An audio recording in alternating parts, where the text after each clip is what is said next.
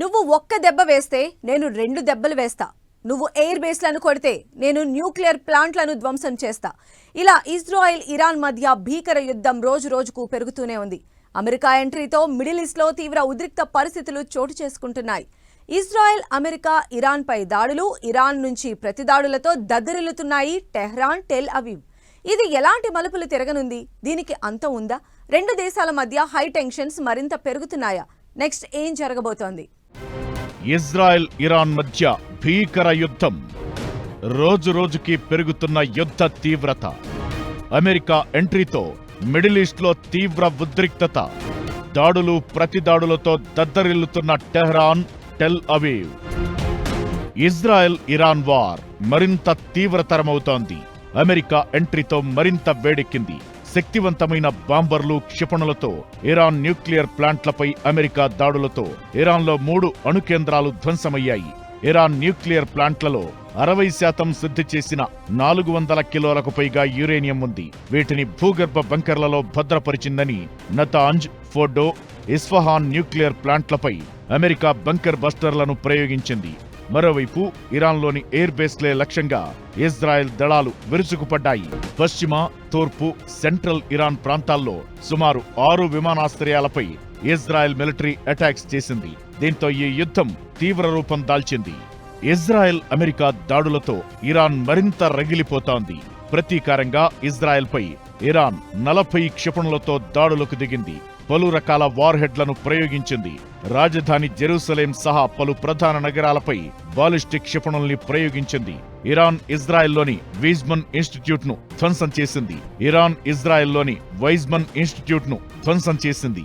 ఈ దాడుల్లో 4750 కోట్ల రూపాయల విలువైన సైన్స్ నిధి, ఇన్ఫ్రాస్ట్రక్చర్ దెబ్బతింది.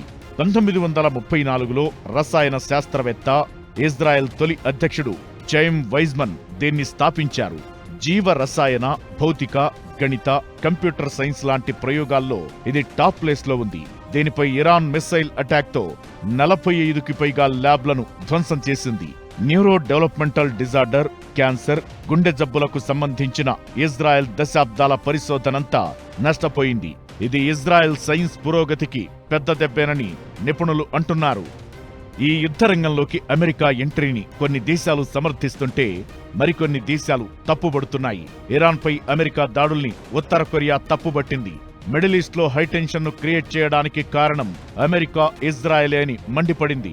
ఇరాన్కు ఉత్తర కొరియా బాలిస్టిక్ క్షిపణుల్ని అభివృద్ధి చేయడంలో సాయం చేస్తోంది. దశాబ్దాలుగా వీరి మధ్య సైనిక సహకారముంది. కేవలం విమానాల ద్వారా, బాంబుల ద్వారా, మిసైల్ ద్వారా, యూఎస్ ద్వారా జరుగుతుంది. ఇందులో రష్యా, చైనా జోక్యం ప్రస్తుతానికి ఇంకా డైరెక్ట్గా జోక్యం చేసుకోలేదు. జనరల్గా అమెరికాకు ఆపోజిట్లో ఉన్న సూపర్ పవర్స్ ఇలాంటి జోక్యం చేసుకుంటాయి.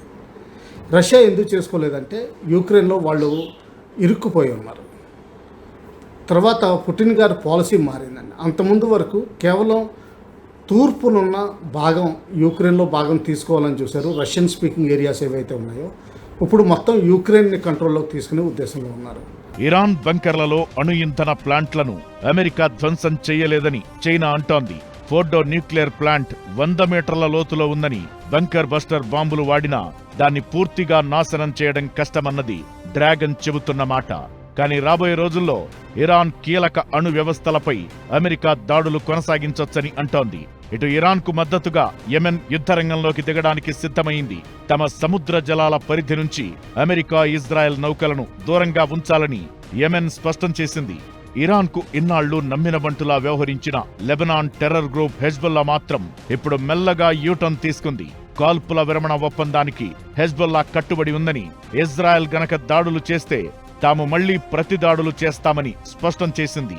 రష్యా మాత్రం చూస్తూ మిన్నకుండిపోతోంది. మొన్నటి వరకు ఇజ్రాయెల్, అమెరికా తీరును తప్పుబట్టిన పుతిన్ మిత్రదేశంపై దాడుల్ని లైట్ తీసుకున్నారు.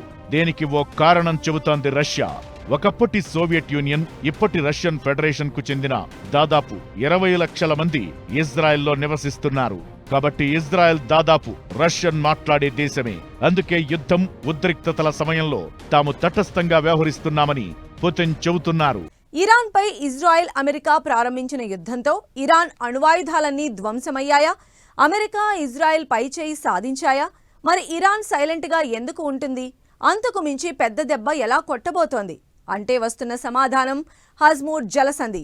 దీన్ని మూసివేసి ప్రపంచ దేశాల్ని చమురు కష్టాల్లో ముంచెత్తాలని చూస్తోంది ఇరాన్. ఇజ్రాయెల్ అమెరికాపై ప్రతీకారంతో రగిలిపోతున్న ఇరాన్ శత్రువులు కోలుకోలేని దెబ్బ కొట్టాలని వ్యూహం. మరోవైపు హర్ముజ్ జలసంధిని మూసేయాలని ప్లాన్. ప్రపంచ దేశాలకు చమురు దెబ్బ తప్పదా? ఇరాన్లోని 3 అణు కేంద్రాలపై అమెరికా దాడులు చేయడంతో అంతకు మించి దెబ్బ కొట్టాలని ఓ పక్క ఇరాన్ వ్యూహాలను సిద్ధం చేస్తోంది. అంతటితో ఆగకుండా అత్యంత కీలక సముద్ర రవాణా మార్గంగా ఉన్న హర్ముజ్ జలసంధిని మూసేయాలని డిసైడ్ అయ్యింది. ఇదే జరిగితే ప్రపంచ దేశాలకు చమురు కష్టాలు తప్పవు. అంతర్జాతీయ చమురు వ్యాపారానికి జీవనాడి ఈ హర్ముజ్ జలసంధి. ఇక్కడి నుంచే భారత్ సహా పలు ఆఫ్రికా, ఆసియా దేశాలకు చమురు సరఫరా అవుతోంది. పర్షియన్ గల్ఫ్ ఆఫ్ ఒమన్లను అరేబియా సముద్రం, హిందూ మహాసముద్రాలతో హర్ముజ్ జలసంధి కలుపుతుంది. ఇరుకైన ఈ జలసంధి వ్యూహాత్మకంగా ముఖ్యమైన చోక్ పాయింట్. దీని వెడల్పు 33 కిలోమీటర్లు. ప్రపంచ దేశాలకు 2 కోట్ల బ్యారెళ్ల చమురు, 3వ వంతు ద్రవరూప సహజ వాయువు ప్రతిరోజు ఈ జలాల మీదుగానే రవాణా చేస్తారు. Saudi, Iraq, UAE, Qatar, Iran, Kuwait, Bahrain దేశాలు ఈ మార్గం నుంచే ముడి చమురును ఎగుమతి చేయాల్సి ఉంటుంది. 1/3 వంతు ఎల్ఎన్జీ కూడా ఇక్కడి నుంచే వివిధ దేశాలకు చేరుతుంది. ప్రపంచ వాణిజ్యం, ఇంధన భద్రతకు కీలకమైన ఈ జలసంధి మార్గాన్ని సురక్షితంగా ఉంచేందుకు అమెరికా, ఫ్రాన్స్, చైనా లాంటి దేశాలు నౌకా దళాలను అక్కడ మోహరిస్తుంటాయి. ఇరాన్ ఈ హర్ముజ్ జలసంధి మార్గాన్ని మూసేస్తే అంతర్జాతీయ వాణిజ్యంపై పెను ప్రభావం పడుతుంది. ఇరాన్ నిర్ణయంతో భారత చమురు దిగుమతులపైన ఎఫెక్ట్ పడుతుంది. భారత్ అవసరాల్లో 90% ముడి చమురును విదేశాల నుంచి దిగుమతి చేసుకుంటోంది. అందులో 40% హర్ముజ్ జలసంధి ద్వారానే రవాణా అవుతోంది. ఇరాన్ తీసుకున్న ఈ నిర్ణయం ప్రపంచ మార్కెట్లో రూపాయి విలువపైన ప్రభావం చూపిస్తుంది. ప్రపంచంలో ఏదైతే 24% వరకు చమురు సరఫరా జరుగుతుందో గల్ఫ్ దేశాల నుంచి, అది చాలా క్లిష్ట పరిస్థితుల్లో వస్తుంది. సో అందువల్ల ఇప్పుడు ఇంటర్నేషనల్గా రేట్లు పెరిగినా కానీ మళ్ళా పాత స్థాయిని దాటి పైకి వెళ్తేనే కానీ మన ఇండియాలో చమురు రేట్లు లేకపోతే వాటి ఉత్పాదన రేట్లు పెరిగే అవకాశం చాలా తక్కువ ఉంది. కాకపోతే గవర్నమెంట్కి మాత్రం ఆదాయం చాలా తగ్గిపోతుంది. ఇప్పటికే ఇండియన్ మార్కెట్లో బ్యారెల్ ముడి చమురు ధర $90 వద్ద కదలాడుతోంది. అంటే 7,500 రూపాయలు. సౌదీ అరేబియా, ఇరాక్, యుఏఈ దేశాల నుంచి అత్యధిక మొత్తంలో భారత్ ముడి చమురును దిగుమతి చేసుకుంటోంది. ఈ చమురును తీసుకొచ్చే నౌకలు ఒమన్, ఇరాన్ సముద్ర మార్గంలో ఉన్న హర్ముజ్ జలసంధిలో ప్రయాణిస్తుంటాయి. ప్రపంచ దేశాలు వినియోగించే ఎల్ఎన్జీలోనూ 20% ఇక్కడి నుంచే సరఫరా జరుగుతోంది. ఈ నౌకలన్నీ హర్ముజ్ జలసంధి నుంచే రాకపోకలు సాగించాలి. ఈ నేపథ్యంలో హర్ముజ్ జలసంధిని మూసివేస్తూ ఇరాన్ తీసుకున్న నిర్ణయం కారణంగా భారత్ సహా ప్రపంచ దేశాల్లో ఇంధన ధరలు పెరిగే అవకాశముందని వాణిజ్య రంగ నిపుణుల అంచనా. ఇలా చమురును ఆపేసి ప్రపంచ దేశాలపై ఆ ఎఫెక్ట్ పడేలా చూడాలని కూడా ఇరాన్ యోచిస్తోంది.